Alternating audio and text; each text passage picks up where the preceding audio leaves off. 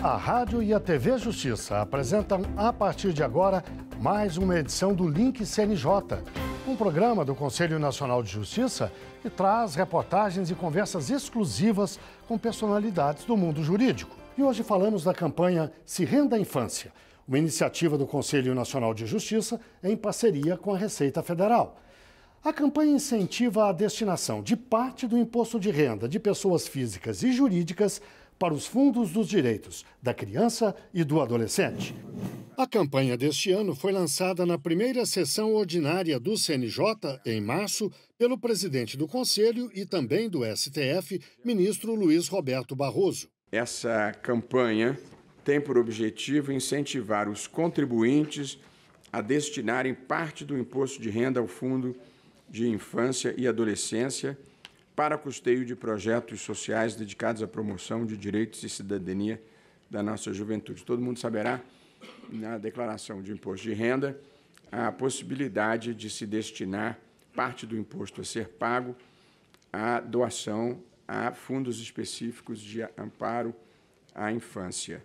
Os recursos serão revertidos em ações concretas e em várias áreas, entre elas a educação, a capacitação de adolescentes e jovens para o mercado de trabalho, o combate à violência e ao trabalho infantil e ainda a promoção da saúde, por exemplo, com a manutenção e a construção de hospitais. No ano passado, mais de 3 mil fundos de direitos destinados à infância e adolescência receberam 175 milhões de reais, valor 20% superior ao de 2022. Para este ano, o desafio é aumentar ainda mais a contribuição. Para falar sobre o assunto, eu converso agora online com Edinaldo César Santos Júnior, juiz auxiliar da presidência do CNJ e gestor do Pacto Nacional pela Primeira Infância. Converso também com Ana Valéria Santiago, juíza do Tribunal de Justiça de Rondônia e idealizadora do projeto que inspirou a campanha do CNJ. Converso ainda com Edmundo Kroger, conselheiro do CONANDA, o Conselho Nacional dos Direitos da Criança e do Adolescente. Muito obrigado pela presença de vocês três aqui no Link CNJ. Eu começo com uma pergunta para o doutor Edinaldo. Doutor, o senhor coordena ou é gestor do Pacto Nacional pela Primeira Infância. Que ligação tem o pacto com essa campanha, Se Renda à Infância? Eu estou como gestor do Pacto Nacional pela Primeira Infância desde o ano passado, não é, de 2023, e o Pacto Nacional pela Primeira Infância é uma congregação de atores e de ações que tem por objetivo fazer valer o marco legal da primeira infância, que é uma lei de 2016. E dentro dessa perspectiva, nós sabemos que a primeira infância ela vai ali do 0 aos 6 anos de idade, e o nosso objetivo, então, é fazer, através do pacto, essa valorização dessa primeira infância. A campanha Se Renda à Infância, ela inicia em 2021, efetivamente é uma ação que vem pelo próprio pacto e cujo objetivo é exatamente fazer com que todo contribuinte destine parte do seu imposto de renda para os fundos de direitos da criança e do adolescente.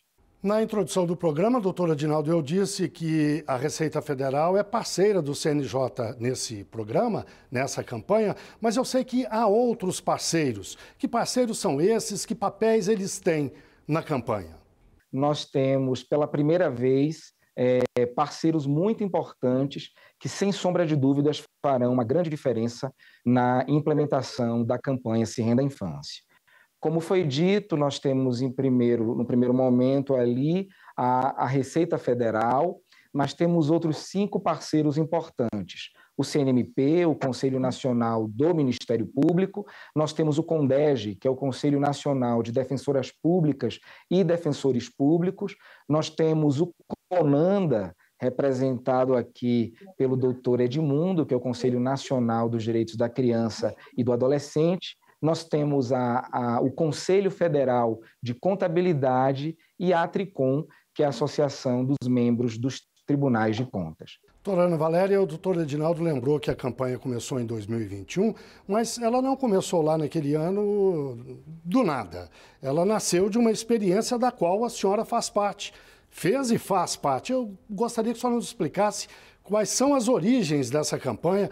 Foi lá no estado de Rondônia, no tribunal ao qual a senhora pertence, não é isso? Eu fui convidada há anos atrás, em 2018, a fazer parte de um grupo de trabalho justamente no CNJ, para a gente fazer a atualização do sistema que é hoje o Sistema Nacional de Adoção. Uma das iniciativas do então, Corregedor Nacional, o ministro João Távora de Noronha, e com a colega Sandra Silvestre, que liderava esse grupo, foi fazer workshops pelo Brasil. Nós fizemos 5 nas 5 regiões do país, e nessas oportunidades, para ouvir os magistrados em relação ao sistema, toda a rede, nós tivemos contato com várias experiências interessantes, como, por exemplo, Família Acolhedora no Paraná, alguns programas já iniciados também que visavam o cuidado com a criança nessa primeira fase, da primeira infância. E aí, quando eu voltei para Rondônia, na minha comarca de origem, fui verificar as condições financeiras para utilizar, para fazer esses projetos na prática, e percebi que não tinha o recurso nos fundos. E por que a magistratura se envolve com a questão de fundo? Um dos destinos que é utilizado no fundo é também os direitos de multas. As multas que a gente aplica em decorrência do ECA também vai para os fundos de direitos. Então, quando eu fui verificar, o que eu percebi? Vamos falar aqui em Rondônia. Rondônia, nós somos 52 municípios, apenas 52 mais o fundo estadual. Nós tínhamos apenas, em 2018, 8 fundos cadastrados. E desses 8 fundos cadastrados, o valor era muito ínfimo. A maioria das pessoas, e aí eu fui fazer estudo, fui fazer uma avaliação, apenas 4% da população no Brasil tinha conhecimento desse benefício fiscal. Então, nós estamos falando aqui de um benefício fiscal em que a gente pode, usando da cidadania participativa, dizer: eu quero que 6% do meu imposto de renda seja destinado a causas da infância. E agora, desde 2019, também ao Fundo do Idoso. Então, a gente tem essa faculdade que nós não sabemos. E aí é muito importante essa participação ativa da população, porque a gente acaba acompanhando também para onde vai. Muitas pessoas ajudam projetos importantes, utilizando o recurso do próprio bolso, quando poderia destinar parte desse recurso. Então, a gente foi vendo as necessidades dos municípios, a falta, às vezes, de um orçamento mais robusto, para trabalhar a área da infância, e aí foi que surgiu a ideia, então, de nós unirmos também com esses primeiro parceiros e trabalhar essa arrecadação. E depois a gente foi descobrindo outras dificuldades. As instituições não sabiam fazer projetos, aí então a gente precisou fazer escolas para esses projetos, não sabiam fazer a prestação de contas, aí a gente também está treinando a questão da prestação de contas, ensinando a prestação, e aí a coisa foi crescendo. Para ter uma ideia, Rondônia, o nosso potencial é 65 milhões de reais, mas no Brasil nós estamos falando de 12 bilhões de reais que poderiam estar sendo utilizados para projetos na área da infância. E daí a importância do que o CNJ fez ao lançar a campanha Se Renda à Infância é fazer com que esses recursos vá olhar para a primeira infância, que é fundamental. A gente já vê resultados que faz toda a diferença na sociedade. A gente cuidar dessas crianças de 0 a 6 anos faz muita diferença, em índice até de criminalidade, Doutora Edmundo, e qual é o papel do CONANDA nessa campanha? Aliás, eu gostaria que o senhor começasse nos dizendo exatamente o que é o CONANDA, como ele funciona e, por fim, qual é o papel dele na campanha.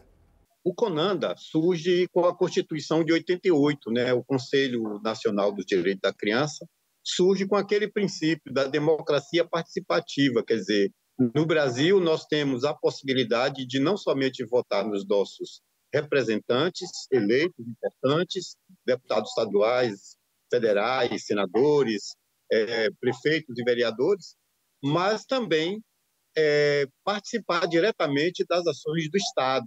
Então, é uma proposta ousada de fazer com que a sociedade esteja dirigindo ou acompanhando a gestão da política pública. Então, o Conselho Nacional do Direito da Criança e Adolescente é uma organização pensada na estratégia de Estado brasileiro. Então, não é uma ação restrita a apenas um governo, mas é uma ação pensada para ser além dos governos. Então, por isso que ele é composto por organizações do governo, ministérios e organizações da sociedade civil. Uma das ações do Conselho Nacional, do CONANDA, é a gestão do Fundo Nacional dos Direitos da Criança e também ordenar a grande rede de conselhos, tanto estaduais, são 27 conselhos estaduais e mais o Distrito Federal, e todos os municípios brasileiros têm conselhos municipais da criança. Então, é uma rede imensa e a maioria desses conselhos também tem fundos, né? E adiante nós vamos tecer algumas considerações sobre esses fundos, né, coordenados e alimentados pela ação do CONANDA. Doutor Adinaldo, eu gostaria que o senhor falasse de uma forma geral das regras para a participação das pessoas nessa campanha. Quem pode participar? Qualquer pessoa física, qualquer pessoa jurídica? Tem algum condicionante? O limite é aquele 3% do imposto devido, é isso mesmo? Que regras o senhor julga importante informar para quem não participou nas campanhas anteriores e gostaria de participar agora? É muito importante que a gente coloque essas regras de maneira muito simples. Acho que a primeira coisa que eu preciso dizer para você que está me ouvindo é que nós não estamos falando de doação.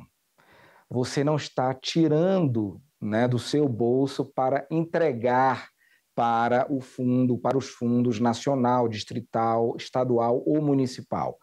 Você está tendo a possibilidade de destinar parte do seu imposto de renda para este fundo. O que significa dizer que de 100% do imposto de renda, você terá a oportunidade, ao fazer a declaração, de destinar 3%, de dizer, olha, eu quero que parte desse imposto de renda, esses 3%, eu decido para onde vai. E eu vou destiná-lo para as crianças e adolescentes do país. Você não paga absolutamente nada mais por isso. Nós temos esses 3% que serão destinados agora até o dia 31 de maio, que é o prazo final para a declaração.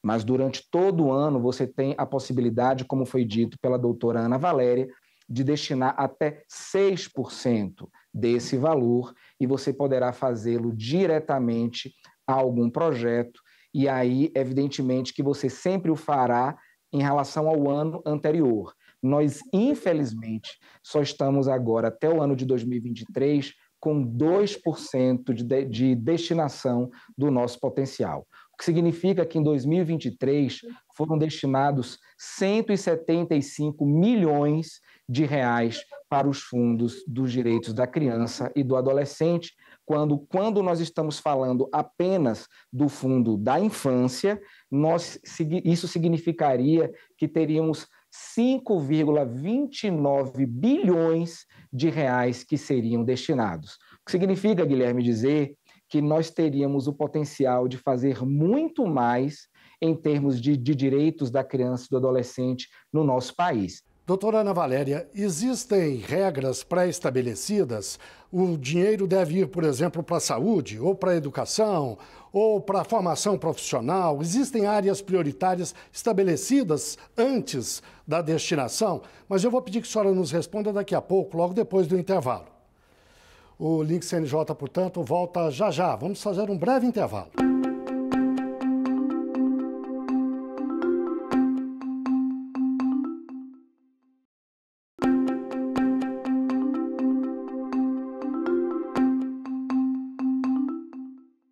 O Link CNJ está de volta, transmitido pela rádio e pela TV Justiça. E hoje falamos da campanha Se Renda à Infância, uma iniciativa do Conselho Nacional de Justiça em parceria com a Receita Federal e outros 5 parceiros. A campanha incentiva a destinação de parte do imposto de renda de pessoas físicas e jurídicas para os fundos dos direitos da criança e do adolescente. E para falar sobre o assunto, os nossos convidados são Edinaldo César Santos Júnior, juiz auxiliar da presidência do CNJ e gestor do Pacto Nacional pela Primeira Infância. Nós conversamos também com Ana Valéria Santiago, juíza do Tribunal de Justiça de Rondônia e idealizadora do projeto que inspirou a campanha do CNJ. E ainda Edmundo Kroger, conselheiro do CONANDA, o Conselho Nacional dos Direitos da Criança e do Adolescente. Doutora Ana Valéria, no bloco anterior eu deixei uma questão no ar para a senhora abordar agora. Eu lhe perguntei se haveria áreas específicas pré-determinadas para a aplicação do dinheiro destinado do imposto de renda. Educação, saúde, formação profissional, como é que se define isso?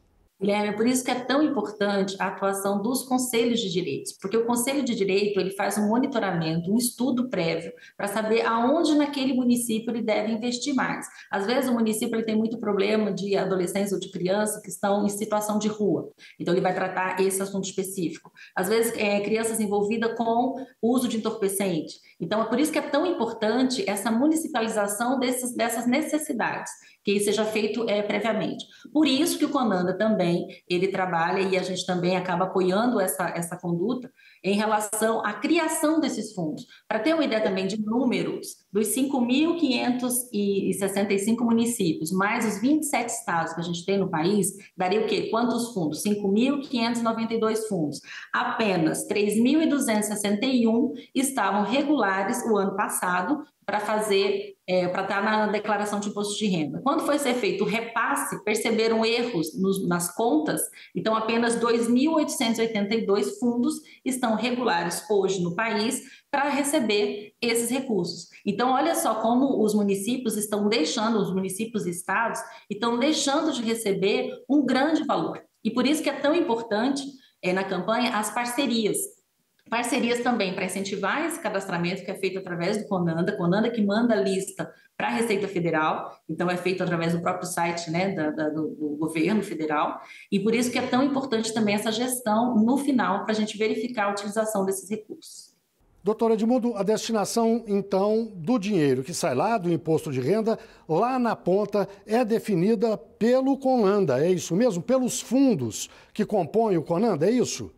Isso, pelos fundos, tanto o nacional, que é o CONANDA, naqueles recursos que chegaram até o CONANDA, como dos conselhos estaduais e municipais, naqueles recursos que foram destinados para cada conselho.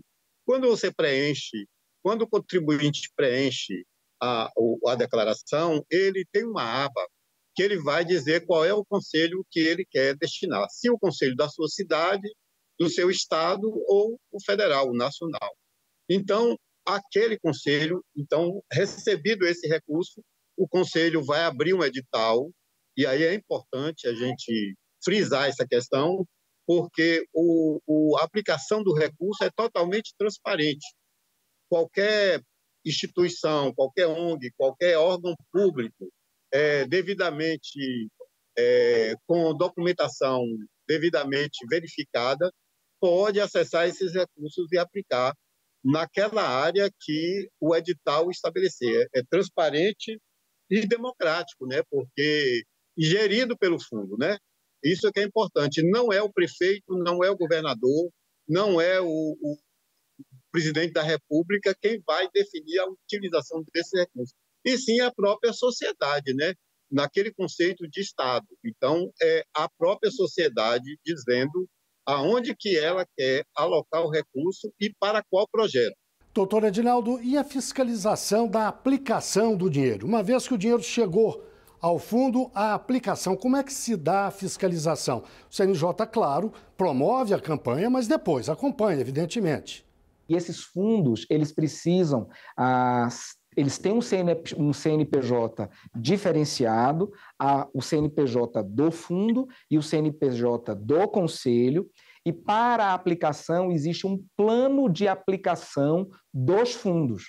Então, esse plano de aplicação que é previsto pelo conselho, e como foi dito pelo próprio Edmundo, a partir de editais para que projetos sejam contemplados, essa perspectiva fiscalizatória ela deve existir, tanto do próprio Conselho, quanto do Ministério Público Local, e, nesse sentido, a campanha de 2024 ela se protrai no tempo, como disse, ela inicia na perspectiva arrecadatória até o dia 31 de maio, mas ela vai até o último dia útil do ano de 2024, que é exatamente o prazo que você tem para doar, para destinar, né, os outros 3% para os fundos existentes e todo um trabalho que não é apenas fiscalizatório, mas também de capacitação.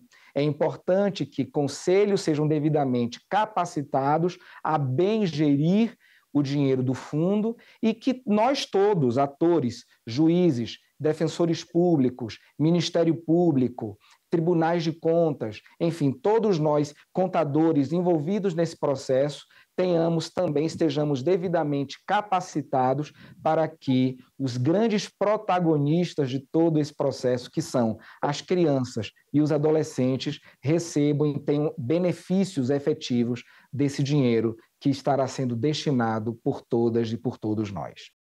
Bem, chegamos ao fim da nossa entrevista de hoje. Eu agradeço muito a participação de vocês três, a participação do Dr. Edinaldo César Santos Júnior, juiz auxiliar da presidência do CNJ e gestor do Pacto Nacional pela Primeira Infância.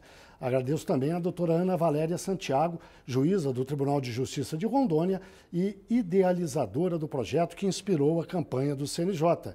E ainda Edmundo Kroger, conselheiro do CONANDA, o Conselho Nacional dos Direitos da Criança e do Adolescente.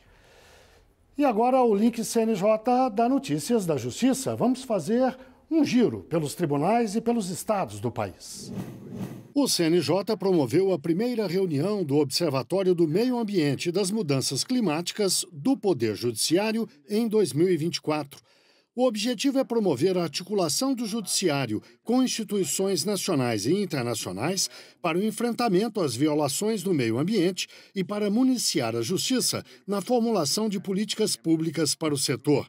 Uma das recomendações dos especialistas ouvidos pelo Observatório é o trabalho coordenado entre órgãos como a Receita Federal, o Conselho de Controle de Atividades Financeiras e a Agência Brasileira de Inteligência. Nós temos todas as condições de sermos a grande liderança global em matéria ambiental. A Justiça Itinerante do Tribunal de Justiça de Alagoas oficializou a união de 87 casais na cidade de São Sebastião, no agreste do estado. Agora, casais que estão juntos há décadas e com vários filhos se sentem mais seguros. Podem usufruir direitos, por exemplo, dar entrada em algum benefício previdenciário ou assistencial. O Tribunal de Justiça de Minas Gerais aderiu à campanha Um Só Coração, Seja Vida na Vida de Alguém. A iniciativa do CNJ e do Colégio Notarial do Brasil permite que um candidato à doação registre a sua intenção em cartório por meio eletrônico. Basta acessar o endereço www.aedo.org.br. Faça agora a sua autorização eletrônica de doação de órgãos. Seja vida na vida de alguém. Doe órgãos. É hora do CNJ nas redes. Vamos ver algumas das postagens que marcaram a semana nas redes sociais do CNJ. Oi, pessoal. O uso do QR Code facilita muito o acesso a conteúdos, cardápios, pagamentos, entre outros, mas é sempre bom ficar atento. Isso porque há golpes onde os criminosos substituem o QR Code original por outro, que leva o usuário a um link onde seus dados podem ser roubados e usados para acessar contas bancárias e até aplicar outros golpes. Para se proteger, você deve se certificar que o QR Code foi fornecido por um funcionário autorizado e desconfiar de códigos que peçam informações como dados pessoais e senhas. Agora, um alerta para quem tem direito ao salário maternidade. Não é necessário contratar assessoria para receber o benefício. Isso porque o pedido do benefício é feito de forma gratuita pelo aplicativo Meu INSS e pelo site do INSS, ou até mesmo a Central de Atendimento 135. Mas, se você achar necessário buscar um auxílio para receber o valor, procure uma advogada ou advogado registrado na OAB ou a Defensoria Pública. Você já ouviu falar ou sabe o que é parentalidade positiva? É como é chamado o processo de criação das crianças baseado no acolhimento, na não violência e no respeito. A lei que institui a parentalidade positiva entrou em vigor este ano e diz que o Estado, a família, a sociedade devem promover ações de proteção da vida, segurança e apoio emocional dos pequenos. Para saber mais informações sobre o Judiciário e entender sobre os seus direitos, acompanhe o CNJ nas redes e também no canal WhatsApp. Até semana que vem. É hora do quadro Uma História. Aquele momento em que uma juíza ou um juiz conta uma história que marcou a carreira dela ou dele.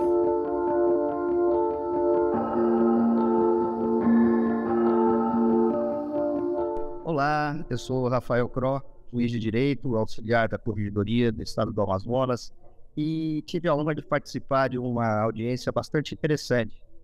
É uma audiência em que os pais estavam discutindo sobre pensão de filhos.